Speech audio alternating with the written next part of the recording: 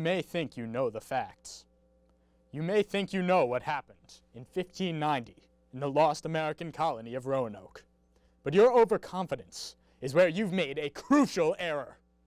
So let me fill you in on the facts. ICTV's unofficial mascot, Gulliver! When Governor White returned to the colony of Roanoke, he found nothing but a word, Croatoan, carved into a tree. I know what this means. You know what this means, Gulliver. Everyone knows what this means. Aliens. Boom. You may argue that he had left the colonists starving and weak just before the onset of winter, and that they were alone for 3 entire years. You may argue that during this time, that small group of dying colonists had literally no contact with the outside world.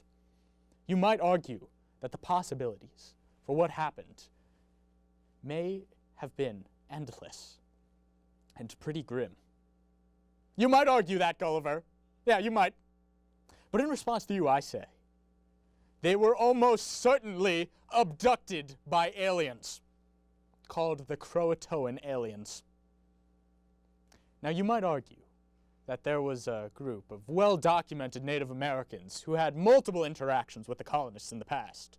You may argue that there had been several conflicts and that the colonists would not have stood a chance in their weakened state against a Native American attack. You might argue that. Wouldn't you, Gulliver? Well, to that, Gulliver, I say this. If there was a confrontation, it would have left bodies. And there were no bodies at Roanoke. Isn't that right, Gulliver? Yeah, that's right. The aliens beamed all of their bodies away. Boom. That's right. So what do you have to say to that, Gulliver?